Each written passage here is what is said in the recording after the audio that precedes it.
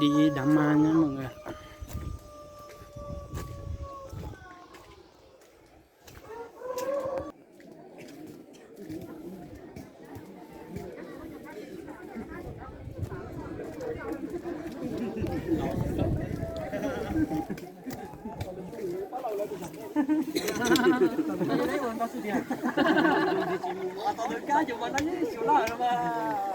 À thì uống lẩu điêu giống ra là phía ta ấy.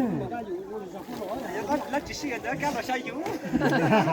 Mà cá tụi vô lâu cá dùng để mình tàu chỉ ra.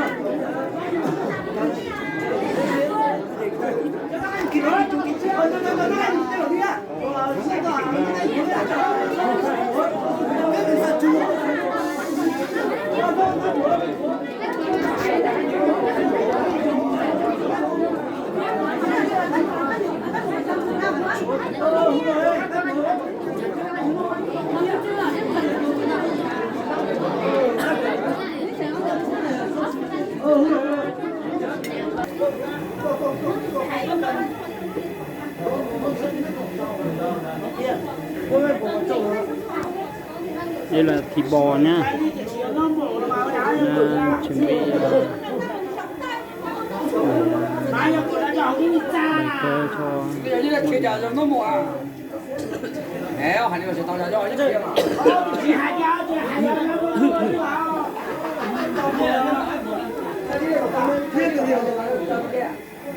Đủ hai cái u rồi á. Đủ hai cái u.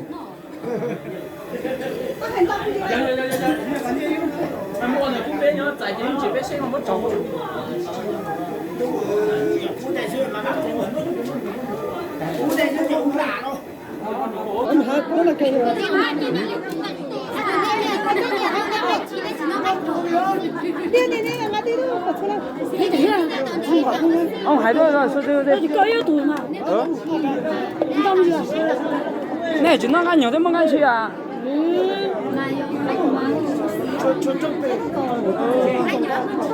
Này cái là nó ăn nhiều thì tốt cá rồi à?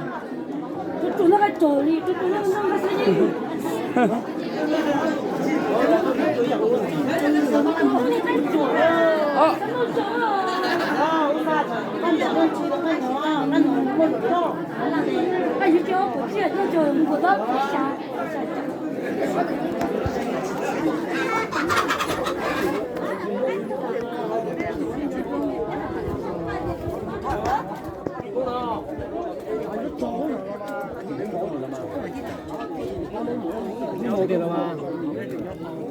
Còn ná rồi là gió chị?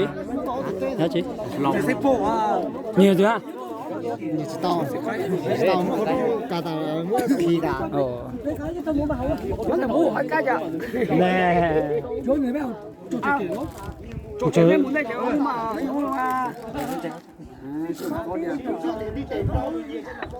Chiều thế nào chứ?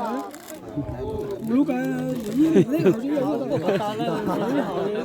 Cô tao là liều, ý là sao ý là Lúc đâu kìa đó.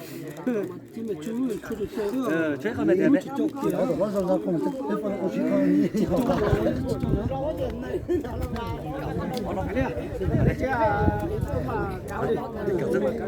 phải mua thanh xuân mà cả này. Ví dụ chụp cái này. 嘛的，好久不搞嘛，啥子嘛，那这边买了很多，没啥没啥。没啥都。哎呀，没有多嘛，就买那个，就买哟。我这边那个东西在这那边。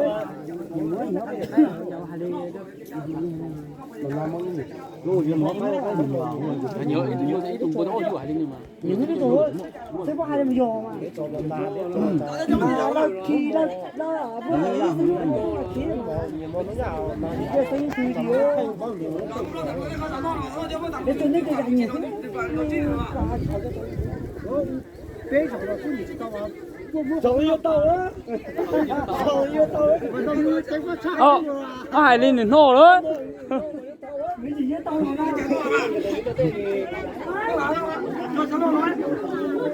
是这个谁啊？这边过来的是谁的啊？老子那边的呢？